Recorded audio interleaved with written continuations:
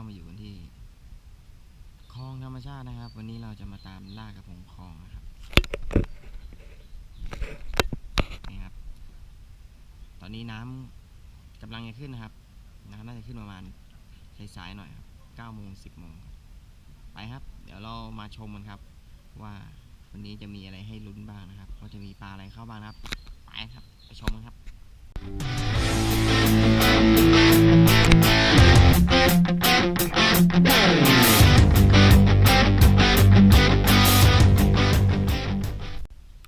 ครับงานวันนี้ก็จะเล่นเป็นหน้าดินนะครับ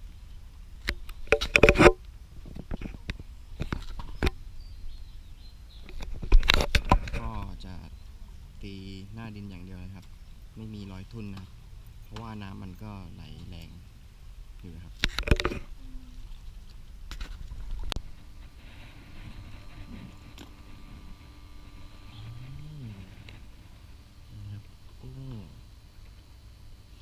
อยู่ที่ใช้วันนี้เป็นกุ้งเป็นนะครับ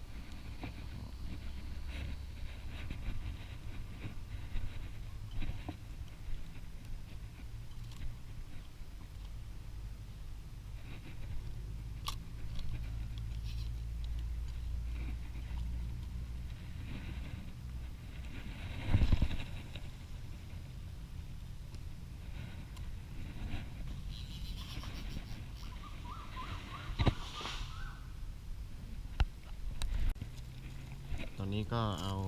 เบ็ดลงน้ำเรียบร้อยนะครับนี่ก็รอนะครับรอปลามากินเหยื่อนะครับ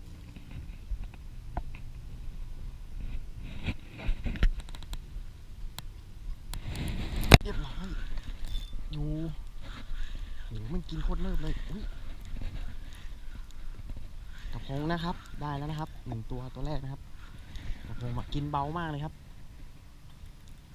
เรื่อยๆครับแล้วก็มาแล้วครับกระพงตัวแรกนะครับ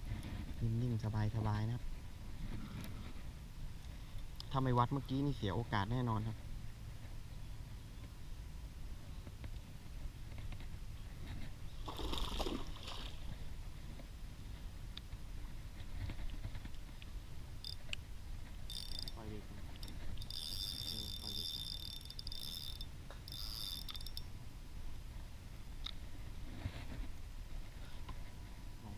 เดี๋ยวเล่นก่อนแม่เดี๋ยวนะ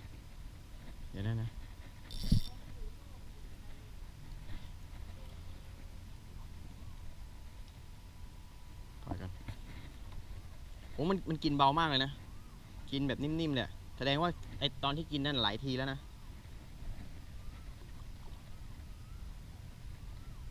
ปล่อยใจเย็นหน่อยไปดีว่ะปล่อยมันลึกไปก่อนเลย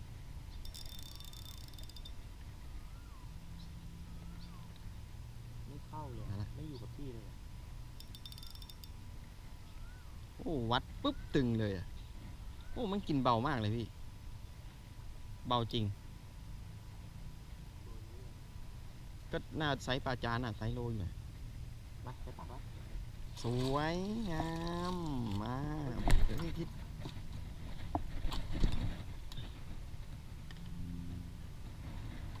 ไม่อยู่กับที่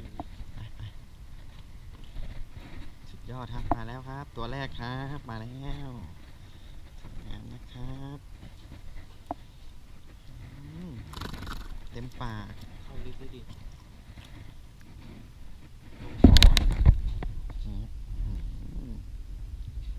ปลาคลองธรรมชาตินะครับสวยงามจริงการจัดไป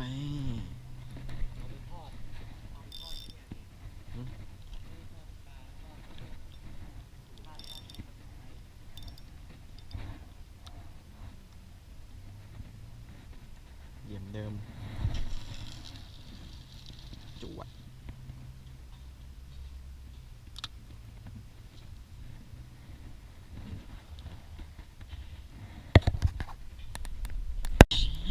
ปล่อยไปจับโทรศัพท์เขาก่อน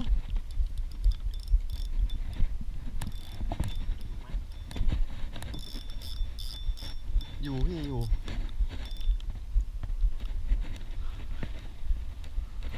ลงไปปุ๊บกินเลยเดิมหูอยู่นั่น เฮียลอกอันนี้แม่งไม่ค่อยสมบุกสมบันด้วย แต่แม่งก็หมานแล้วเกินอื้อหือ เอาลงจับนอนให้หมดเลยจับนอนเอง ปล่อยก่อนเดี๋ยวรอดเองก็ได้ไม่เป็นไรเดี๋ยวรอดเองไปทิศ ไม่รู้ว่าไปทางไหนต้องฝั่งยิงไปทางไหนติดสาย รอดให้หน่อย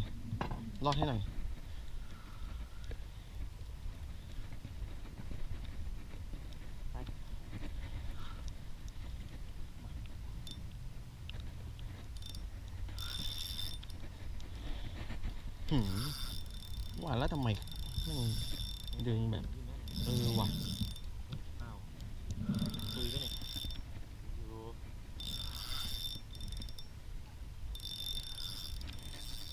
ชั่วโมงน้ำเดือด ปลาคลองน้ำเดือดตีลงไปปุ๊บแป้งไต่เลยงงเลย เดือดเนี่ยเอาคันดีไปทางนี้แทน มันชอบคันอย่างนี้แหละลอกบ้าๆบอๆไม่ค่อยจะสมบุกสมบันใช่แม่ คันแข็งแรงไม่กินคันพิการ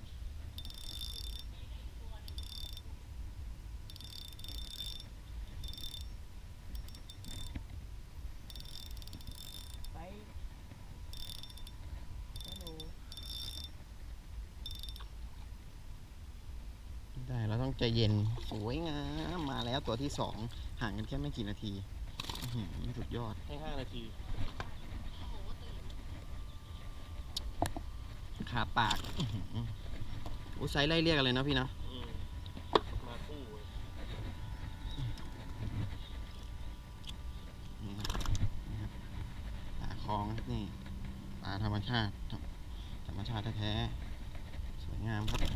สงสัยวันนี้จะได้อีกหลายตัว จัดไปลุยต่อ ปีที่แล้ว โหย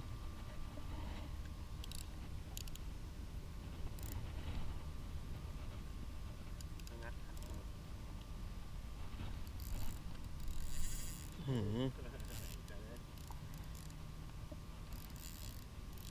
อีคุดเปล่าวะเหมือนอีคุดเลยอะ เทศเปล่าโอ้โห อุ้ยแรงมันดีนะพี่ วิ่งดีจังนี่ตัวใหญ่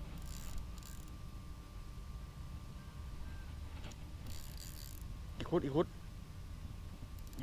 โอ้ตะกรับ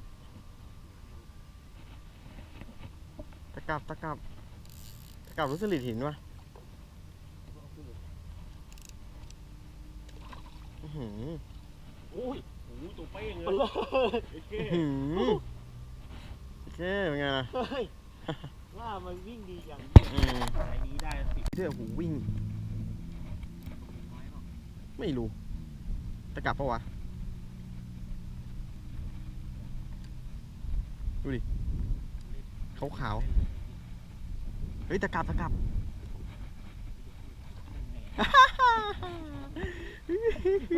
มาแล้ว2 ตัวโอ้ย ไม่ขึ้นนี่ได้ตกปลาเลย ตัวนะครับ อีกตัวหนึ่งแช่ตู้เย็นไปแล้วตายกินเหลือเกิน แล้วก็ได้ปลาตะกับอีก 4-5 ตัวอืม